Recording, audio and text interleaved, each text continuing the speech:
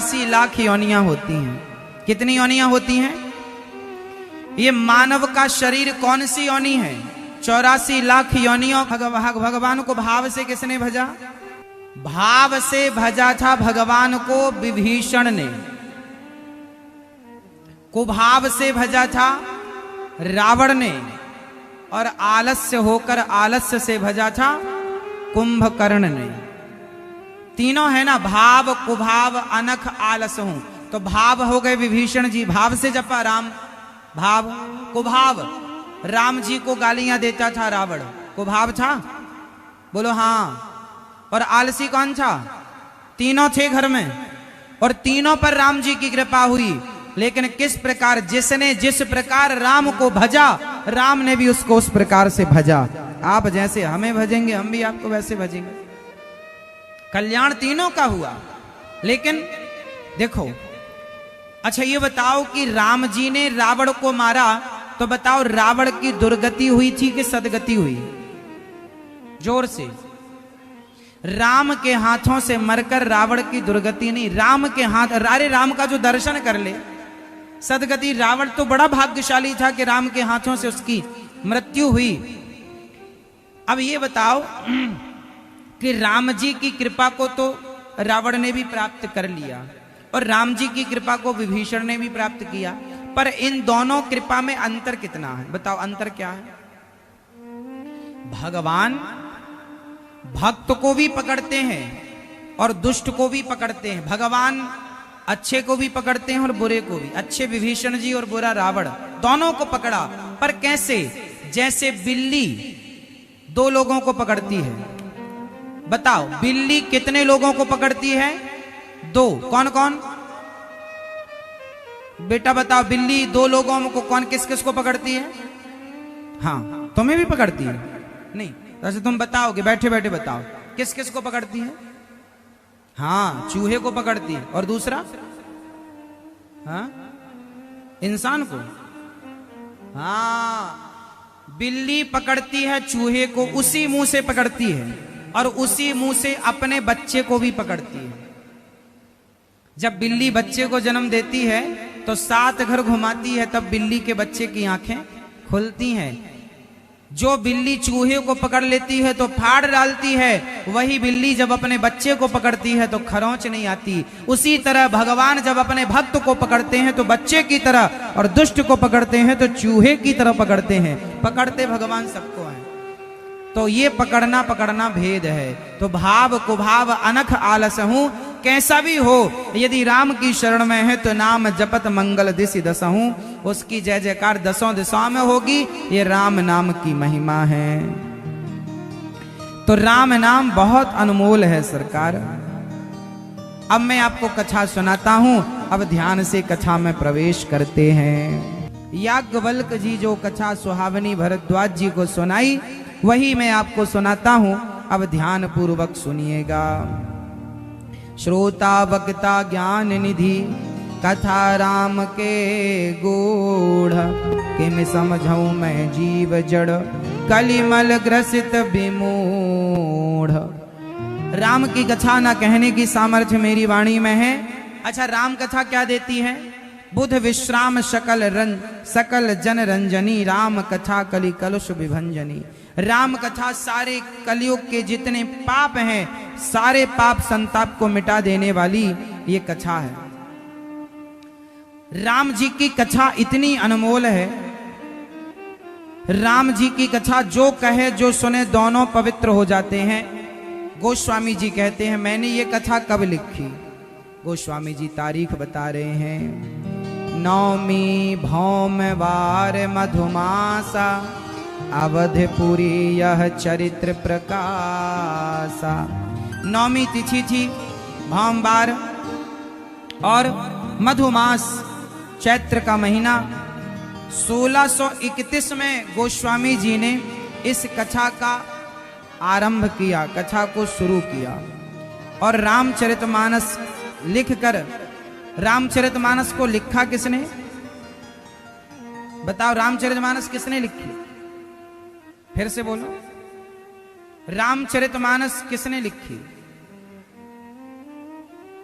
रचि महेश निज मानस रखा। गोस्वामी तुलसीदास जी ने प्रकाशन करवाया है, छपवाया है। रामचरितमानस के असली जो रचयिता हैं भगवान शंकर हैं। भगवान शंकर ने अपनी कृपा गोस्वामी जी को प्रदान की और गोस्वामी जी ने उसे प्रस्तुत किया समाज के लिए, हमारे और आपके लिए। रचि महेश निज मानस रखा, पाई सुसमय सेवा सन भाषा। जब समय अनुकूल आया शंकर जी ने गोस्वामी जी के द्वारा प्रकट कर दिया। अब चलते हैं प्रयागराज। प्रयागराज से इस कथा की शुरुआत है। भारद्वाज मुनि प्रयागराज में रहते थे और प्रयागराज में बहुत सारे साधु संत आते थे, स्नान करते थे। और जब प्रयागराज में एक बार भरद्वाज जी आए और स्नान करके माघ का जब भरद्वाज जी जाने लगे तो भरद्वाज जी के चरण पकड़ के, भरद्वाज जी याज्ञवल्क्य जी के चरण पकड़ के और चरणों में बिठाया। चरणों को पकड़ के श्री याज्ञवल्क्य जी के चरणों को पकड़ के कहा, भरद्वाज जी ने कहा प्रभु आप हमें कथा सुनाइए और मेरा कल्याण कीजिए। क्या कथा सुनना चाहते हो? भरद्वाज जी याज्ञवल्क्य जी के चरण पकड़ते हैं। कथा कब मिलती है? जब चरणों को पकड़ा जाए।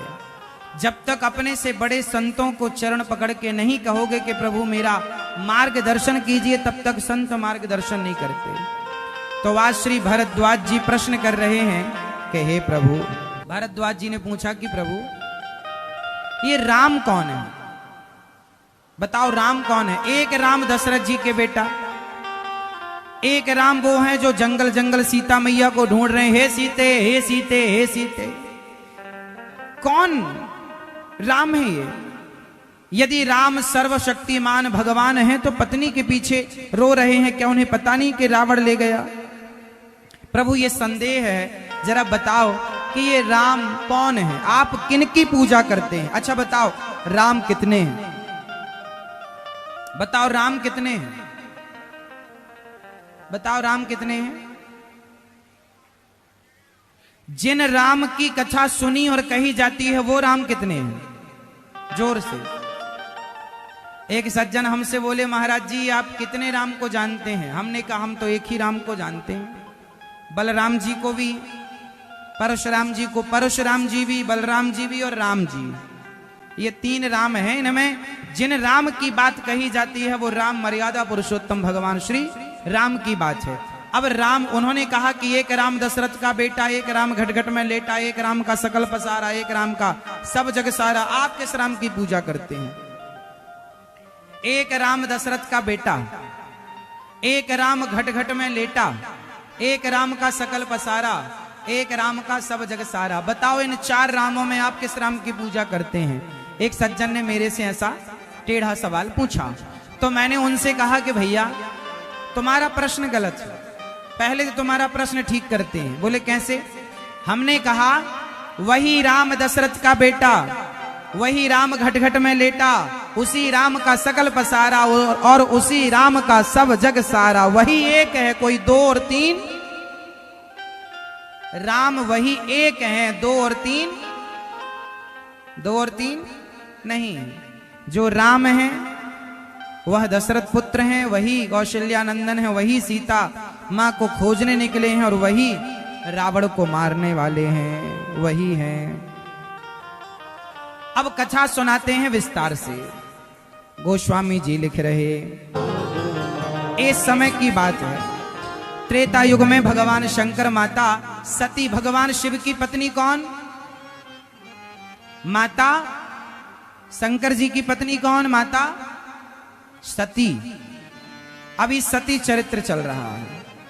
अब ये राम कथा कहां से शुरू हुई? शंकर जी से शुरू हुई। किस तरह शुरू हुई वो गोस्वामी जी सब विस्तार कह रहे हैं। भगवान शिव की पत्नी है माता सती। सती के पिता का नाम बताओ आप। माता सती के पिता का क्या नाम है? ये बताएंगे भैया आगे। क्या नाम है? दक्ष प्रजापति। एक बार की बात है कि भगवान शंकर राम जी की कथा सुनने के लिए अगस्त जी के पास गए। अगस्त जी के चरण धोए, चरण अमृत लिया और खूब प्रेम से कथा सुनी। अगस्त जी ने कथा सुनाई। अच्छा, भगवान शंकर तो कथा सुन रहे थे, पर माता सती को जरा संदेह हो गया, ये कैसे भगवान है। कथा पूरी हुई, और कथा पूरी हुई तो शंकर जी ने गुरु जी को प्रणाम किया, अगस्त जी को, और विदा हुए। संयोगवश उसी समय रावण ने माता सीता का हरण, वो त्रेता युग था, और राम जी ने रावण ने सीता का हरण कर लिया। अब राम जी खोज रहे हैं, हे सीता।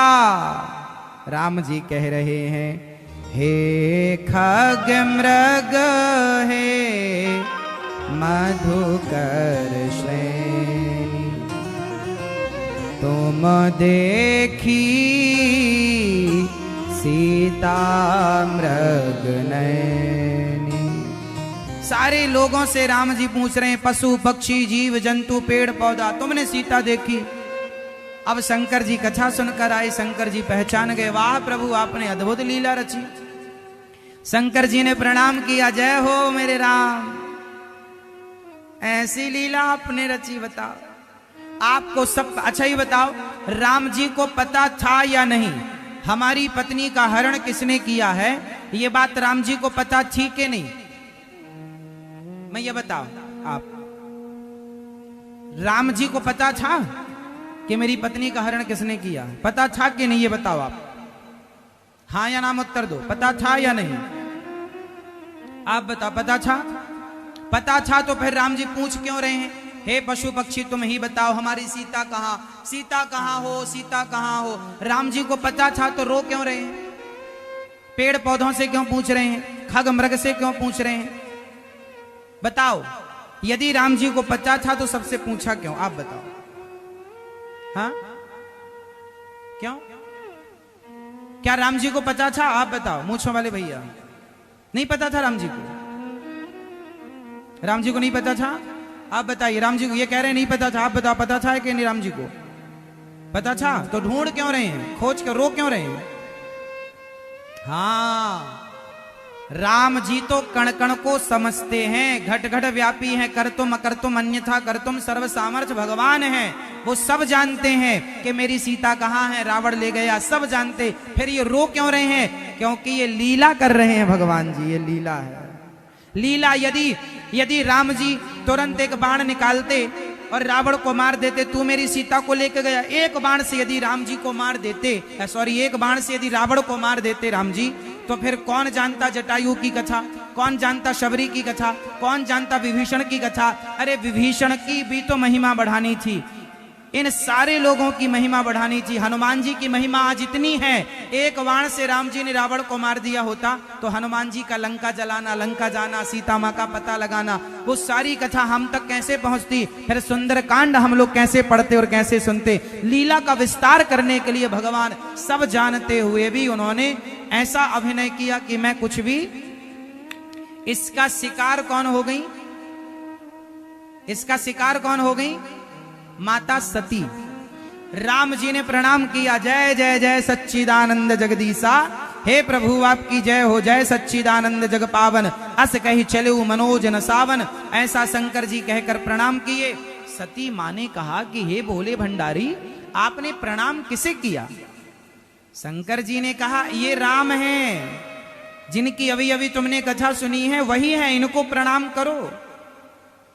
सती बोली, मैं नहीं करती प्रणाम। क्यों? यदि ये भगवान होते तो अपनी पत्नी को ढूंढ ना लेते? देखो, वही दिमाग सती मां का चल रहा है जो आप में से कुछ लोगों का चलता रहता तिगड़म, कि भगवान यदि भगवान है तो पता क्यों नहीं लगाए? आपके दिमाग से माता सती का दिमाग मैच कर रहा है। सती मां को भी यही कंफ्यूजन हुई कि हम क्यों प्रणाम करें राम जी को? यदि ये भगवान होते तो अपनी पत्नी का पता ना लगा लेते। शंकर जी ने बहुत समझाया, पर सती माता समझी। आप लोग भी अपनी पत्नियों को समझाते होंगे, क्यों? समझती है कि नहीं? नहीं समझती। आपकी हालत भी शंकर जी जैसी है। शंकर जी भी बहुत समझाए पर माता सती नहीं समझी। फिर शंकर जी ने क्या किया, नहीं कि ये भगवान है, अंतर्यामी है, फिर भी प्रणाम नहीं, फिर भी राम के स्वरूप को चारों तरफ देखा। माता सती ने नेत्र बंद कर लिए और आंखें मूंद करके, और जब गई शंकर जी ने पूछा हो गई परीक्षा, तो सती माता ने कहा कछु ना परीक्षा लीन है गोसाई, कीन्ह प्रणाम तुम्हारे ही नाई। तब शंकर जी ने ध्यान धर कर देखा, आहा सारा दृश्य सामने आया। मेरी पत्नी ने, सती ने सीता का रूप धारण कर लिया, और सीता तो मेरी मां है। हरि इच्छा भावी बलवाना, हृदय विचारत शंभु सुजाना। भगवान की इच्छा बड़ी प्रबल है। शंकर जी ने माता सती का परित्याग कर दिया, क्योंकि तुमने मेरी उस मां का रूप बनाया जिस मां को मैं सदा अपने हृदय में बसाता हूं। अब मां के रूप में पत्नी आ जाए तो फिर इस पत्नी को पत्नी के रूप में स्वीकार कैसे किया जाए? क्या मर्यादा है शंकर जी की। शंकर जी ने माता सती का त्याग कर दिया। क्यों त्याग कर दिया? क्योंकि सती ने किसका रूप धारण कर लिया? माता सीता का। अच्छा ये बताओ, हमने सुना है कि आप में से कुछ पुरुष अपनी पत्नी को मम्मी कहते हैं, सही नहीं? और माताओं के बारे में भी हमने सुना, कुछ माताएं अपने पति को पापा कहती हैं। बेटा पापा कहां गए? बेटा मम्मी कहां गई? आप तो ये कहते ही नहीं कि बेटा तेरी मम्मी कहां गई। जल्दी इतनी होती है आपको कि आप कहते नहीं कि तेरे पापा, तो अब क्या समझा जाए? बेटा पापा कहां गए? तो किसके पापा? इस शब्द का अर्थ क्या निकल रहा? बेटा पापा कहां गए? अब यहां ये तो क्लियर नहीं हो रहा कि तेरे पापा कि मेरे पापा। तो इससे सिद्ध हो रहा है कि यहां सस्पेंस है। अब यहां कौन सा अर्थ किया जाए? तेरे पापा वाला कर लूं कि मेरे पापा वाला? आप भी कहती हो ना बेटा पापा कहां है? कहती हो पापा, बनाए हो पति। कहते हो मम्मी, बनाए हो पत्नी। इसका अर्थ क्या है? शंकर जी की पत्नी मम्मी बन गई, अर्थात मां बन गई। तो शंकर जी ने, इसका अर्थ ये निकला कि जब आपकी पत्नी आपके बच्चों की मां बन जाए, जब आपकी गृहस्थी मैं आपके बच्चे बड़े बड़े हो जाएं, 10 साल 12 साल 15 साल 20 साल का बेटा और बेटी हो जाएं आपके, तो अब आप लोग अपने पति पत्नी दोनों गृहस्थी में रहकर भोगी नहीं योगी बनना सीखिए। अब बच्चे बड़े हो गए हैं, अब रहो गृहस्थी में, पर अब स्त्रियों को मातृभाव से देखना स्टार्ट कर दो। पत्नी के भाव से अब देखना बंद करो। उम्र हो गई, बुढ़ापा आ गया, दांत तुम्हारे गिर रहे हैं, तुम्हारी सारी सिर की झाड़ियां पक गई, बाल पक रहे हैं। अब तो बदलो अपने मन को, अपने विचारों को। बुढ़ापे में भी यदि भोग ही भोगते रहे तो फिर बताओ मानव शरीर की सार्थकता क्या?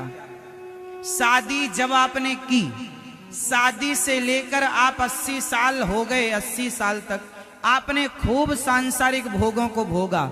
जरा बताओ कि आप अभी तक तृप्त हुए?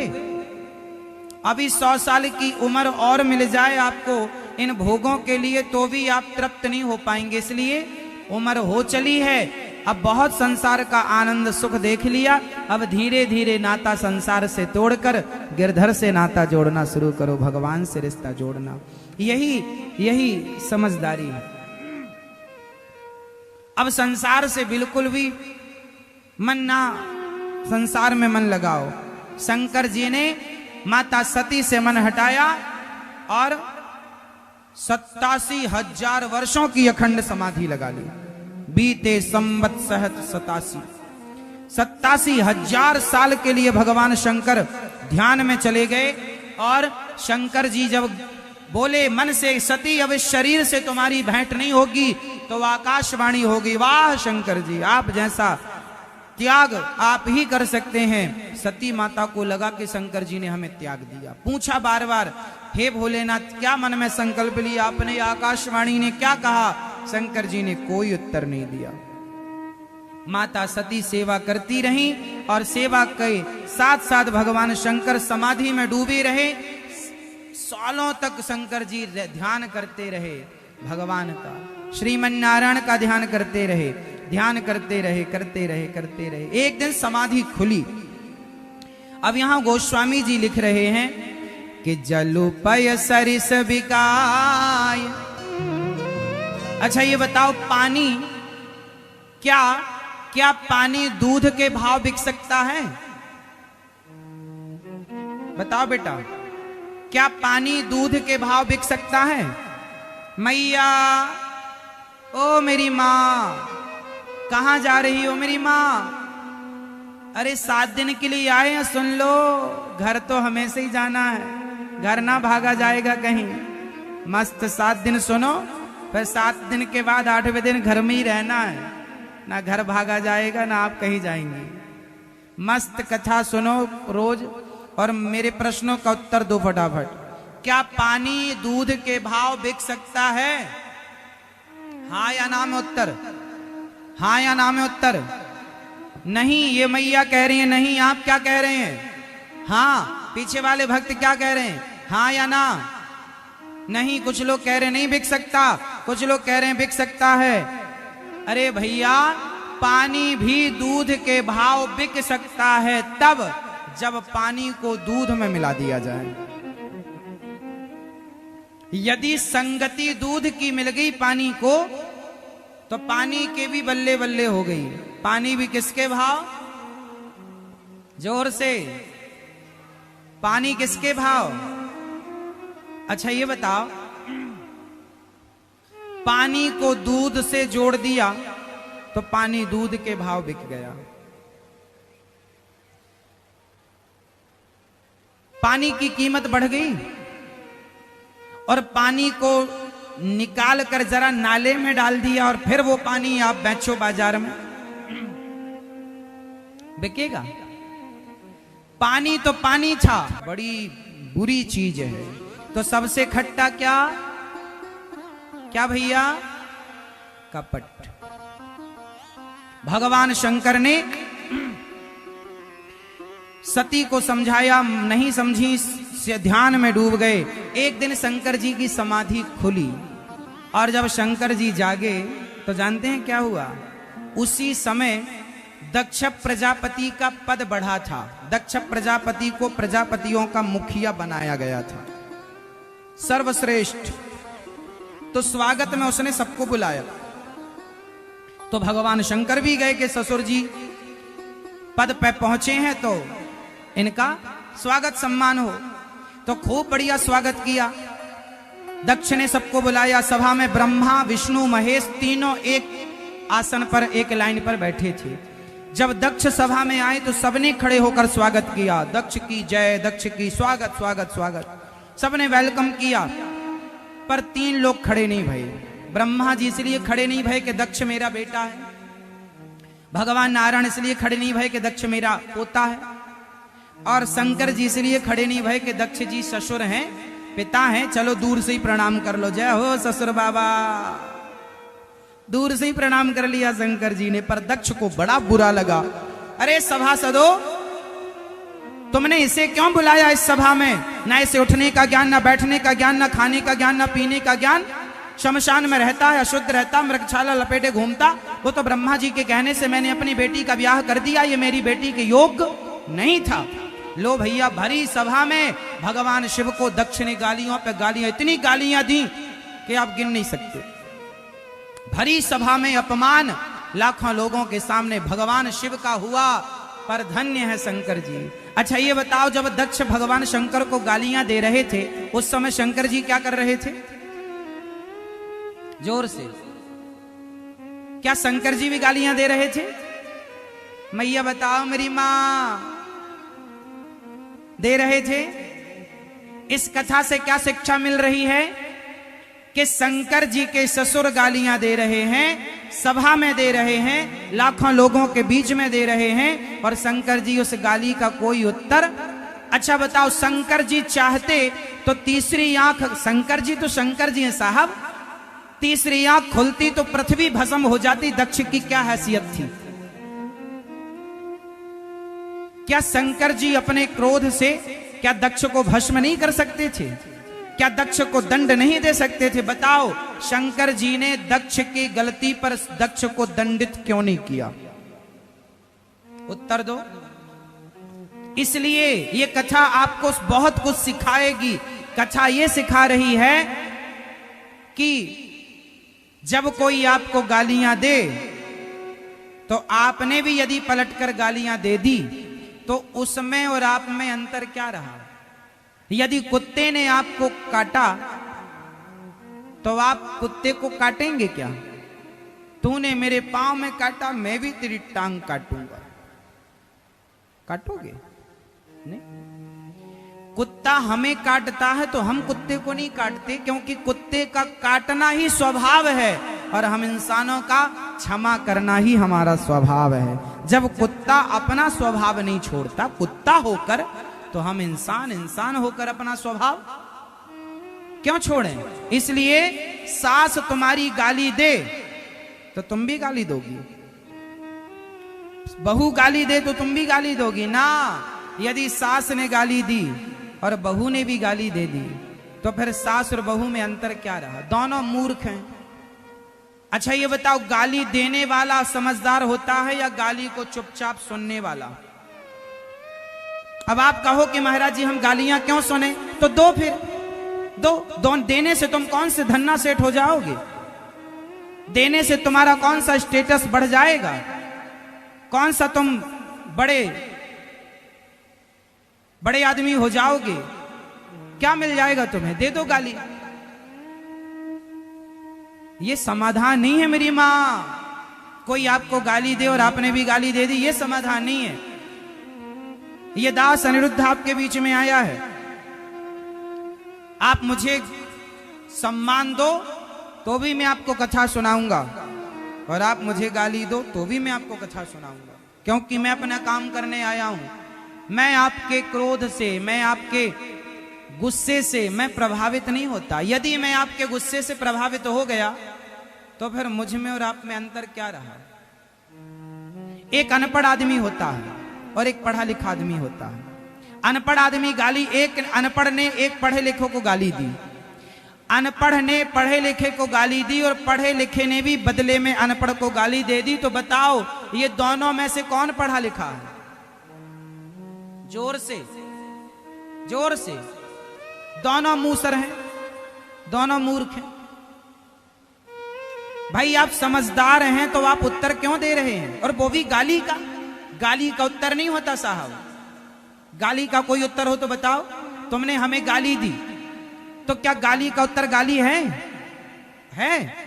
आग को कभी आग से नहीं बुझाया जा सकता, कीचड़ को कभी कीचड़ से नहीं धोया जा सकता।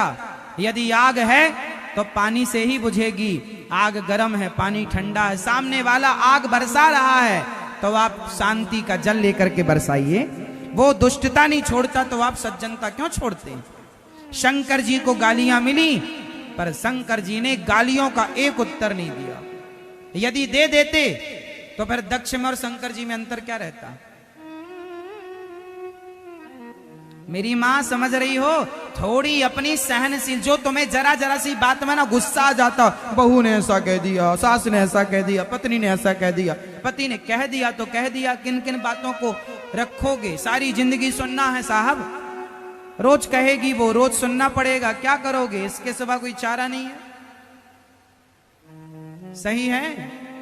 इसलिए छोटी छोटी बातों पर ध्यान मत दो कि किसने क्या कहा। लोगों का काम कहना है। लोग खाए बिना रह सकते हैं, बोले बिना नहीं। कहने वालों ने तो माता सीता को भी कहा, तुम्हें नहीं कहेंगे? कहने वालों ने माता सीता को छोड़ा कहने से? बोलो हाँ, छोड़ा। कहा कि नहीं? माता सीता को भी लांछन लगा दिया जगत के लोगों ने। बोलो हाँ। फिर तुम्हें छोड़ेंगे? इसलिए छोड़ो। कुत्ता भौंके तो तुम ना भौंकना। समझ रहे हैं? शंकर जी को गालियों पर गालियां किसने दी? ससुर ने, दक्ष प्रजापति। और शंकर जी ने क्या किया? मुस्कुराते रहे, मुस्कुराते रहे। जिंदगी में जिंदगी का राज पाना चाहिए, जिंदगी में जिंदगी को मुस्कुराना चाहिए, और जिंदगी में जिंदगी की शर्त पूरी ना हो तो जिंदगी को जिंदगी से रूठ जाना चाहिए। थोड़ा मुस्कुराया करो। सास गाली दिया करे तो मुस्कुराया करो।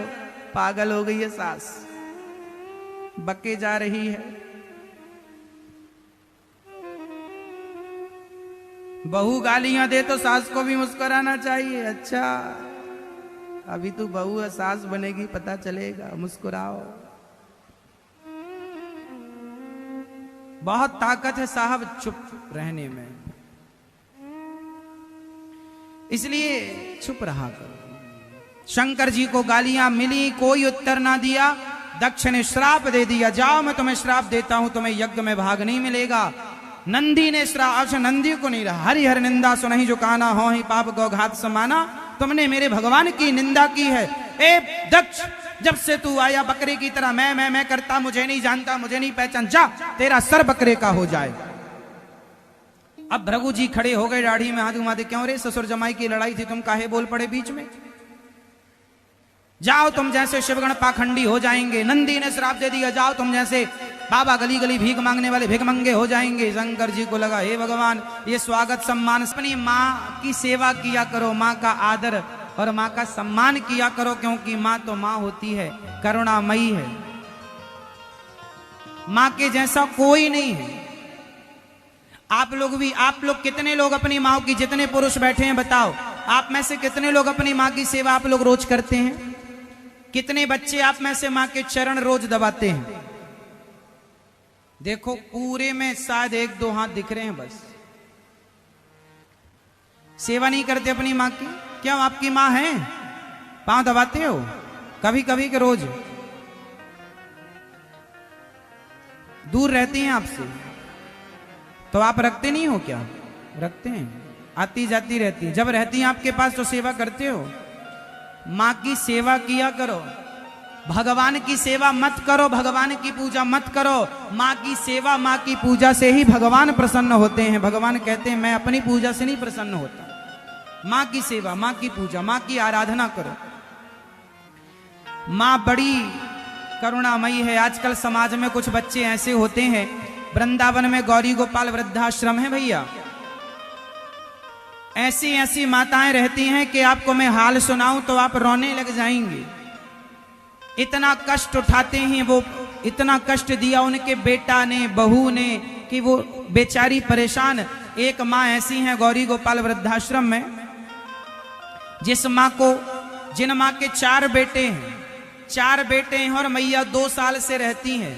4 बेटों में एक बेटे का आज तक फोन नहीं आया ये जानने के लिए कि माँ तुम कहाँ हो, कैसी हो, जिंदा हो कि नहीं हो।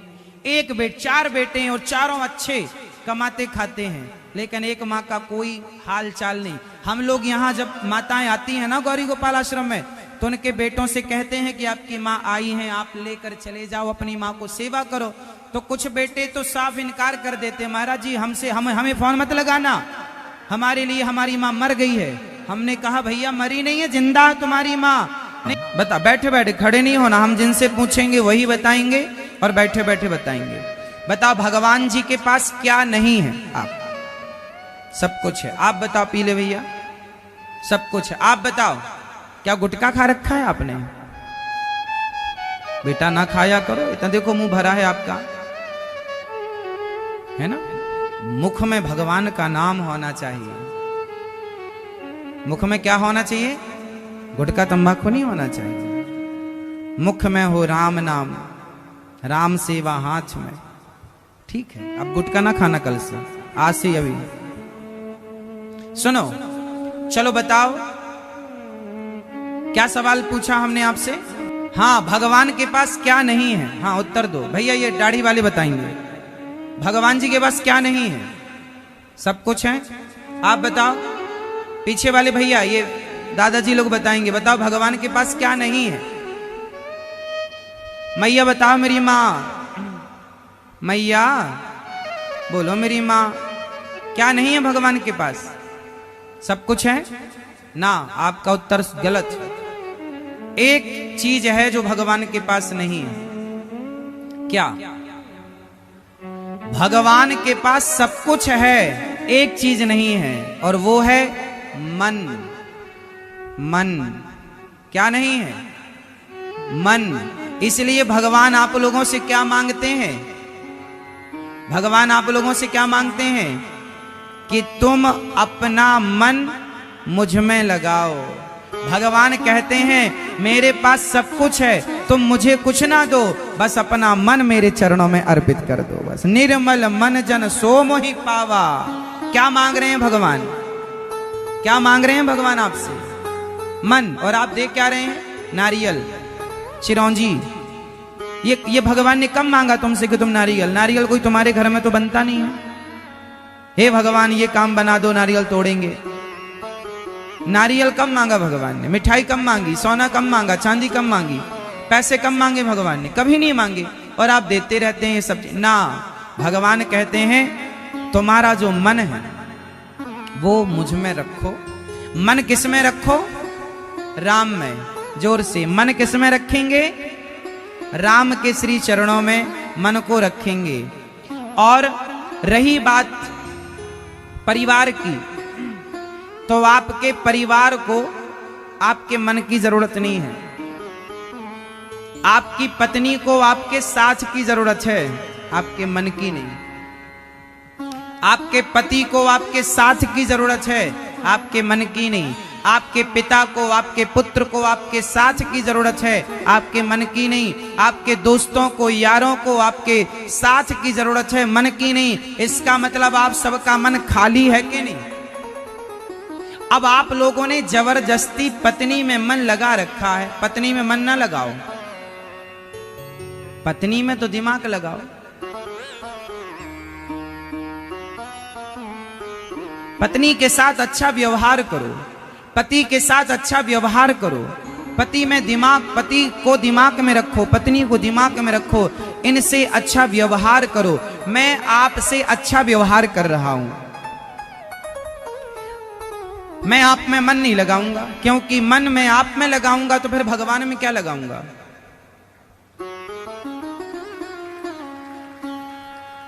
इसलिए मैं आपके साथ क्या करूंगा? अच्छा व्यवहार। आप किससे खुश होंगे? मैं आपसे प्यार करने लग जाऊं, मैं आपसे बहुत प्यार करता हूं, है ना, इससे कोई लाभ नहीं। मैं आपके साथ अच्छा व्यवहार करूं। कैसा? जैसा हमारे शास्त्रों ने बताया, अतिथि देवो भव। मात्र माँ की इतनी सेवा करो, माँ के पांव दबाओ, माँ को रोटी दो, माँ का आदर करो, माँ का सम्मान करो, माँ को गले लगाओ, माँ से खूब प्यार करो, लेकिन मन माँ में ना लगाओ। माँ के चरण दबाते हुए मन प्रभु के चरणों में लगाकर ये भाव रखो कि हम ये चरण भगवान के दबा रहे हैं, माँ के नहीं। पिता के पांव दबाओ तो भाव ये रखो कि हम भगवान के चरण दबा रहे हैं। कोई भी काम करो, कहीं भी रहो, आपके मन की किसी को जरूरत नहीं है। रत्ती भर आप लगाए हैं वो आपकी अज्ञानता है। संसार का काम मन से नहीं होता। लोग कहते हैं मन लगा के काम करो, मन लगा के काम करो। लोग कहते हैं मन लगाकर पढ़ाई करो। ठीक है, मन लगा के पढ़ाई, ये बात व्यवहार में कही तो जाती है, पर वहां पर एकाग्रता की बात कही जाती है कि भाई पढ़ाई पर ध्यान लगाओ, मतलब ध्यान से पढ़ो, यहां वहां मन का भटकाव ना हो। कुल मिलाकर ये समझ लीजिएगा कि मन की एकाग्रता हर समय आपका साथ देगी। इसलिए मन एकाग्र कब होगा? जब भगवान के चरणों में लगाओगे। भगवान के चरणों में मन लगाओ, संसार के साथ अच्छा व्यवहार करो, तो आपका लोक भी सवर जाएगा और परलोक भी सवर जाएगा। सिस्टम बना हुआ है, आप लोगों ने वहां की चीज यहां कर दी है ना। भाई किसान है, किसान तो होते हैं जो ना, वो किसानों के पास ट्रैक्टर होता है, ट्रॉली होती है, तो ट्रैक्टर में गाड़ियों में गियर होता है। आगे बढ़ने के लिए भी एक गियर होता है और पीछे जाने के लिए एक रिवर्स गियर होता है। तो ये आपको पता होना चाहिए कि किस गियर से गाड़ी आगे जाती है और किस गियर से गाड़ी पीछे जाती है।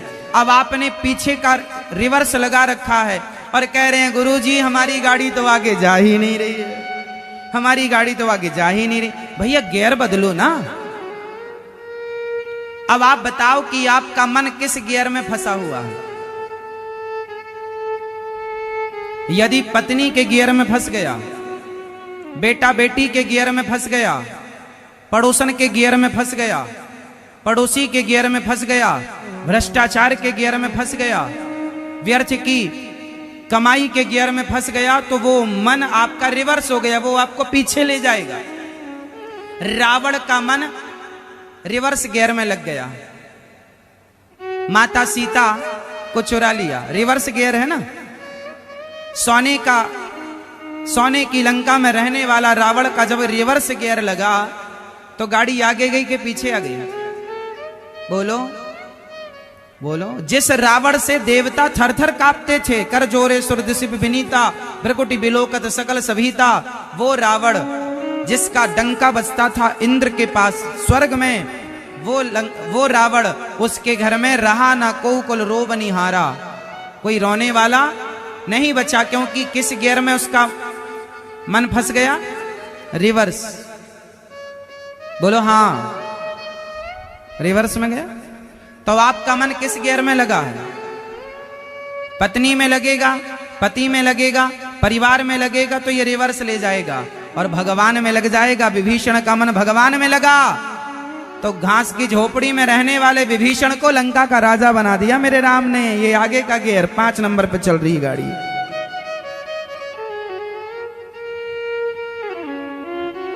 क्यों जी? विभीषण की गाड़ी कितने में चली? 5 नंबर पे, और रावण की गियर रिवर्स लग गया। ऐसे ही सुग्रीव और विभीषण का देख लो आप। एक का गियर 5 नंबर पे एक चल रही गाड़ी, एक की, और एक की रिवर्स। तो अब आप डिसाइड करो कि आपको 5 नंबर पे अपनी गाड़ी चलानी है, तेजी से आगे बढ़ना है या पीछे आना है। यदि पीछे आना है तो आप मन को संसार में लगाओ, और यदि आगे जाना है तो मन भगवान के चरणों में लगा दो। एक भगवान के सिवा आपका मन कहीं ना लगे। और भगवान कहते हैं मेरे पास मन नहीं है, मैं अपने भक्तों के मन से चलता फिरता हूं, मैं अपने भक्तों के मन से अपना काम करता हूं। इसलिए भगवान को भूख है कि मेरा भक्त मुझे केवल मन लगाए, मुझ में, मुझे अपना मन दे। बाकी तन तुम संसार को दे रखो, हमें कोई मतलब नहीं। तन तुम पत्नी को दो, परिवार को दो, पति को दो, बेटा बेटी को दो, माँ बाप को दो। मन, और वो भी मन ऐसा नहीं गंदा, निर्मल मन जन सो मोहि पाया। निर्मल, साफ करो, नर्मदा जल से धुल लो मन को। ऐसे गोस्वामी श्री तुलसीदास जी महाराज का मन, जो पत्नी के एक शब्द से उनका मन बदल गया, और पत्नी में लगा हुआ मन, पत्नी से मन को निकाल कर उन्होंने भगवान के चरणों में मन समर्पित कर दिया, और तुलसीदास जी ने अपना मन दे दिया भगवान को। बस इतनी सी बात है कि आपका मन यहां है, वहां दे दीजिए, बस सिंपल है। गोस्वामी जी ने पहला अक्षर लिखा है रामचरितमानस का। पहला अक्षर क्या है बताइए? आप रामचरितमानस पढ़ते हैं? नहीं पढ़ते, क्यों? आप पढ़ते हैं भैया रामचरितमानस? ओ चश्मा वाले भैया, बताओ रामचरितमानस का पहला अक्षर क्या है? कहां से शुरू होती है रामचरितमानस? राम से नहीं। आप लोग रामचरितमानस नहीं पढ़ेंगे तो पाकिस्तानी पढ़ेंगे फिर। इसलिए आपको अपने धर्म का, अपनी संस्कृति का ज्ञान होना जरूरी है। और ये तब होगा जब आप आधा घंटा 10 मिनट घर में रोज रामचरितमानस का पाठ। हमारा भारत तो वो भारत है, घर घर रामचरितमानस का पाठ हुआ करता था। तुम्हारे दादा नाना सब करते थे। हमारे गांव में बुजुर्ग लोग थे, बिल्कुल पढ़े लिखे नहीं थे, अंगूठा छाप थे, लेकिन रामचरितमानस की सारी चौपाइयां लगभग याद थी। नहीं पढ़े थे फिर भी याद थी। और आज के पढ़े लिखे बच्चों को रामचरितमानस का पाठ करना नहीं आता लयबद्ध तरीके से। कौन करेगा? ये संस्कृति बूढ़ों के बाद हमारी और आपकी जिम्मेदारी ना है। बाप का केवल रुपया पैसा नहीं बचाना साहब, बाप की केवल खेती बाड़ी नहीं बचाना, बाप दादों का जो हमारी संस्कृति हमारे संस्कार हैं वो भी तो हमें और आपको ही बचा के चलना है। बाप दादों की जो विरासत में हमें संस्कार मिले हैं वो संस्कार तो हमें ही बचा के चलना है। कौन बचाएगा? तो रामचरितमानस का पहला अक्षर है वा, वर्णानामर्थ संघानाम, वा। अब ये वा क्या है? वा है ब्रह्म सूचक। गोस्वामी श्री तुलसीदास जी ने रामचरितमानस को वा शब्द से शुरू क्यों किया? क्योंकि वा जो है बा बकरी का नहीं, वा वजन का, वा जो है ब्रह्म सूचक है, ब्रह्म। और आपने देखा होगा कोई मूली खाए, मूली, तो मूली खाने के बाद डकार किसकी आएगी? यदि आपने मूली खाई तो डकार में भी मूली जैसा स्वाद निकलेगा। गाजर खाई है तो गाजर जैसा, प्याज खाई है तो प्याज की डकार आएगी, हाँ या ना? तो जो अंदर होता है वही आदमी डकारता है, वही निकलता है। तो गोस्वामी श्री तुलसीदास जी के अंदर ब्रह्म समाये हैं, राम समाये हैं, इसलिए ब्रह्म सूचक शब्द उनके मुख से पहले निकल रहे हैं। समय कौन बताएगा? ये पीछे वाली मेरी प्यारी मैया बताएगी। मैया, ओ मेरी माँ, बैठ जाओ मेरी माँ। जा रही हो क्या? ओ मेरी माँ, जा रही हो? जाना तो टाटा करके जाना। सुनो, देखो हमारी पीछे की मैया बेचारी धूप में बैठी हैं लेकिन कथा सुन रही हैं। कितनी श्रद्धा है भगवान के चरणों में। पीछे देखिए, आज ही पांडाल खचाखच पैक हो गया। हमारे मंच में आने से पहले ही पांडाल पैक हो गया और माताएं, बहनें, भक्तन, भैया लोग भी बैठे हैं धूप में। आपकी श्रद्धा को हम बारंबार प्रणाम करते हैं। कल बढ़ जाएगा टेंट, बिल्कुल चिंता ना कीजिएगा।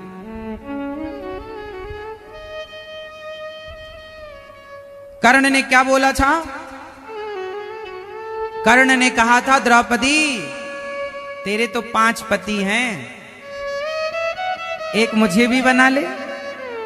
जैसे 5 वैसे ही 6, जैसे 5 वैसे 6, 7 अक्षर आ गए। जैसे 5 6, बस इतनी सी बात थी। कर्ण ने कह दी। दुर्योधन ने क्या कहा? द्रौपदी आ, मेरी जांघ पर बैठ जा, मेरी जंघा पर बैठ जा। द्रौपदी, द्रौपदी मेरी जंघा पर बैठ जाओ। हो गए 13 अक्षर हो गए। अर्थ क्या निकला? आज भी ये अक्षर गूंज रहे हैं। इसलिए गोस्वामी तुलसीदास जी सबसे पहले अक्षरों को प्रणाम करते हैं कि हे सरस्वती माँ, मेरी वाणी से ऐसा कोई अक्षर ना निकल जाए जिससे समाज में किसी भी प्रकार की अशांति हो। हे प्रभु, ऐसी कृपा बनाए रखना कि मेरे शब्द जोड़ने वाले हों, मेरे शब्द तोड़ने वाले ना हों। मेरे शब्द सुई का काम करें, मेरे शब्द तलवारों का काम ना करें। शंकर जी को प्रणाम करते हैं। सीताराम गुणग्राम पुण्य अरण्य विहारिणौ, भगवान राम के चरणों को प्रणाम करते हैं। उद्भवस्थित संहार कारणीम क्लेशहारिणीम, जो उत्पत्ति पालन और संहार करने वाले हैं, सारे क्लेशों को हरने वाले हैं। ऐसे श्री सीता सहित राम को हम बारंबार प्रणाम करते हैं। और गोस्वामी जी कहते हैं, नाना पुराण निगमागम, सारे पुराणों का सार रामचरितमानस है। आप ये मत सोचना कि रामचरितमानस कोई मनमुखी है ना, वेद पुराणों का रहस्य सार गोस्वामी जी ने रामचरितमानस में पिरोया है। और स्वांतः सुखाय, अपने सुख अपने आनंद के लिए गोस्वामी जी कुछ लिख रहे हैं। क्या लिख रहे हैं? जिनका स्मरण करते ही कार्य सिद्ध हो जाते हैं, ऐसे गणेश जी को पहला प्रणाम श्री तुलसीदास जी ने किया। गणेश जी को पहला प्रणाम। गणेश जी प्रथम पूज्य हैं। बोलो हाँ। अच्छा बताओ, गणेश जी, दीपावली में गणेश जी और लक्ष्मी जी की पूजा क्यों होती है? भैया, ओ मेरी मैया, मैया सुन रही हो मेरी माँ? दीपावली क्यों मनाई जाती है, पहले तो ये बताओ। ये मैया बताएंगी, चश्मा वाली मैया, आगे वाली मैया, बताओ दीपावली क्यों मनाई जाती है? राम जी, बस सुपारी खा रही हो मेरी मां?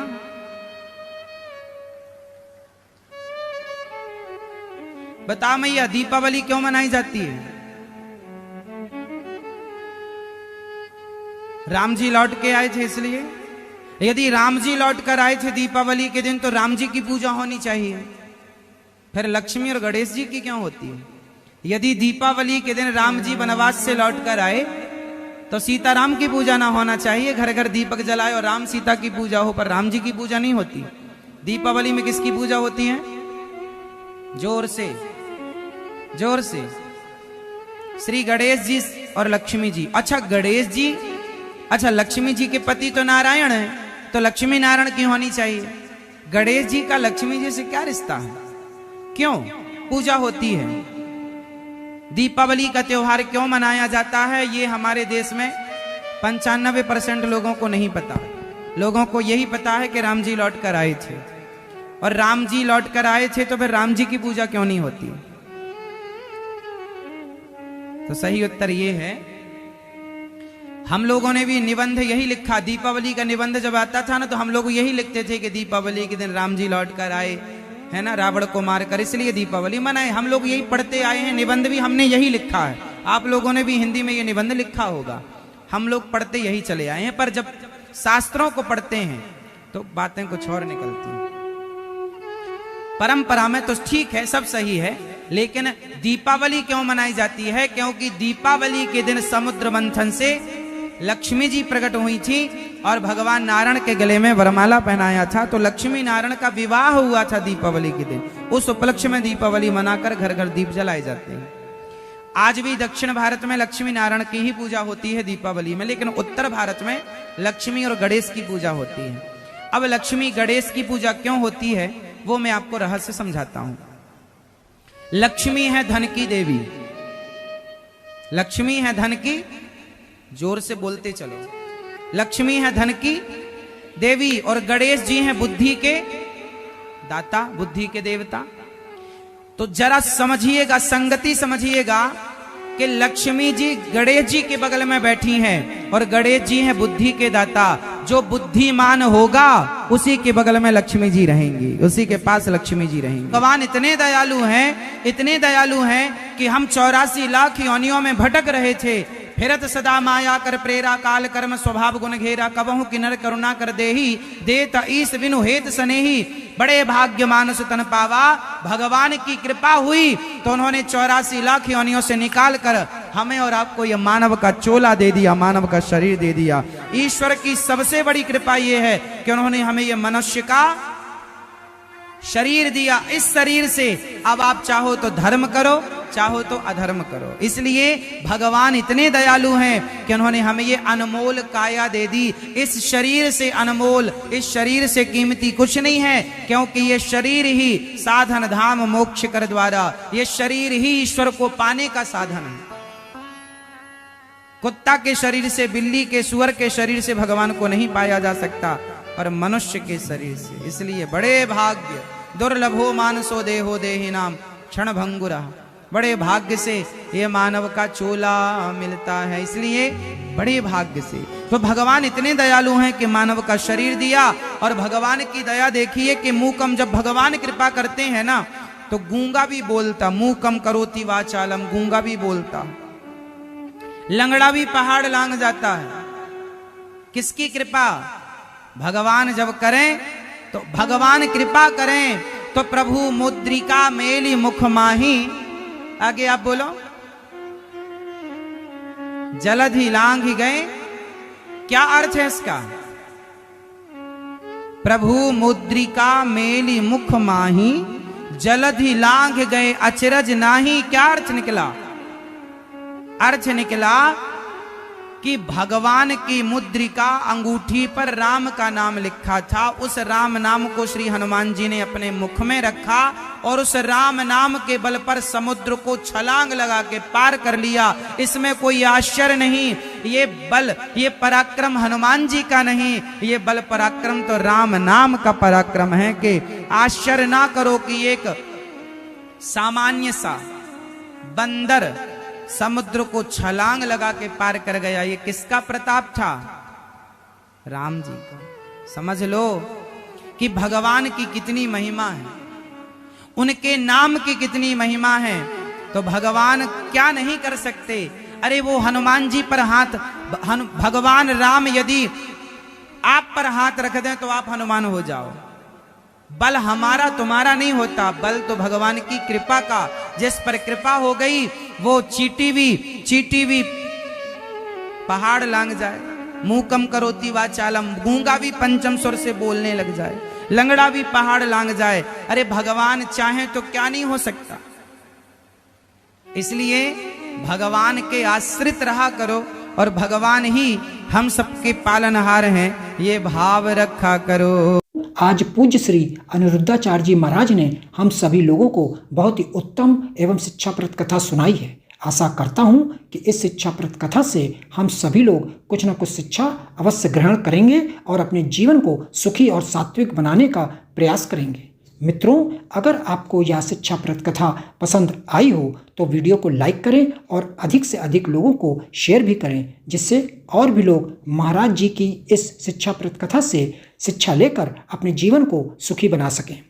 मित्रों, अगर आपने अभी तक हमारे चैनल को सब्सक्राइब नहीं किया है तो हमारे चैनल को तुरंत सब्सक्राइब भी कर लें, जिससे आपको नोटिफिकेशन के माध्यम से महाराज जी के शिक्षाप्रद कथा तुरंत प्राप्त हो सकें। मित्रों, तो कल फिर किसी शिक्षाप्रद कथा के साथ आप लोगों के समक्ष प्रस्तुत होंगे। तब तक के लिए जय श्री राधे।